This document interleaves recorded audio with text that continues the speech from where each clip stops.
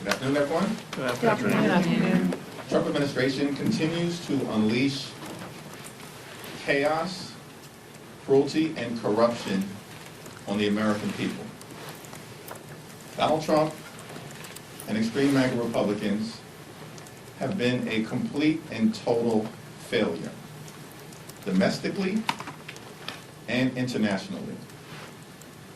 Donald Trump promised that on day one of his presidency, he would end the war in Ukraine. He promised on day one of his presidency, he would free the hostages to bring about peace in the Middle East. And Donald Trump promised that on day one of his presidency, costs would go down in the United States of America. None of it has happened.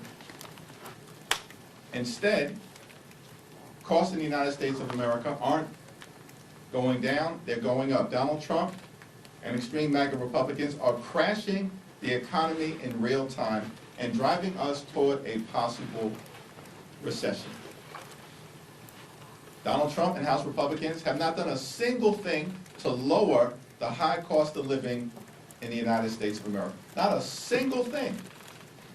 Instead, Republicans are trying to jam this one big, ugly bill down the throats of the American people. The GOP tax scam represents the largest cut to Medicaid in American history. It's an all-out assault on the health care of the American people. Children, families, people with disabilities, seniors, veterans will all be hurt by the GOP tax scam. Premiums, co-pays, and deductibles will go up for tens of millions of Americans. Hospitals will close, nursing homes will shut down, community-based health clinics will be unable to operate, and because more than 16 or so million people in America will lose their health care, people in this country will die.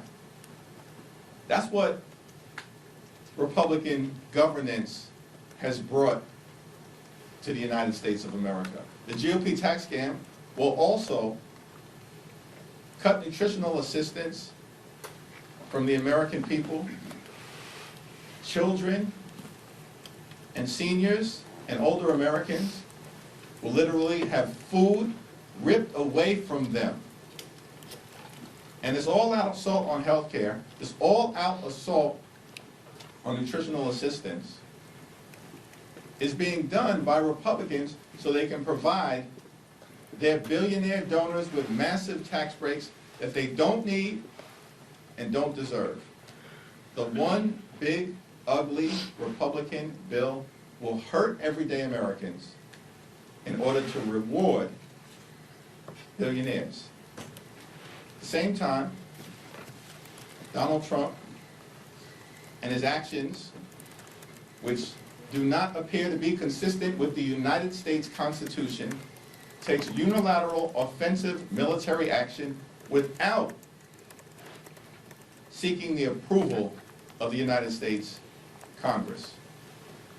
The use of military force, which is offensive in nature, must be approved by the House and the Senate. That's according to the Constitution. It's not optional, Donald.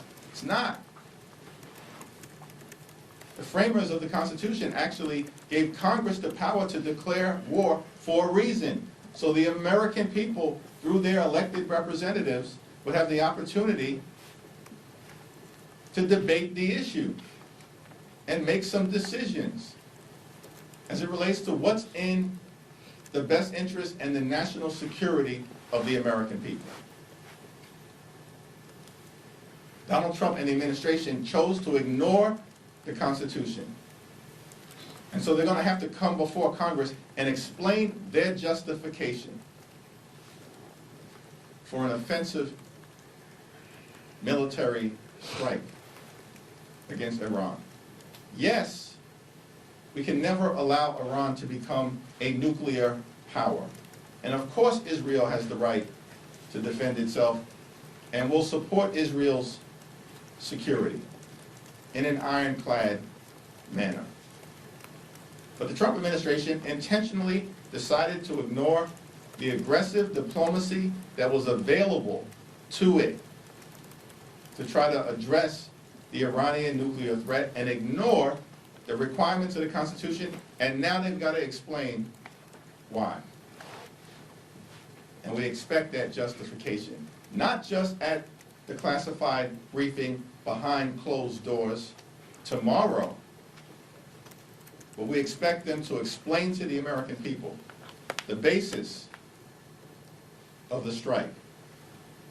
What were the results in terms of actually thwarting Iran's capacity to become a nuclear power? And what are the Trump administration plans to avoid another potentially disastrous war in the Middle East where thousands of American lives are potentially at risk? What is your plan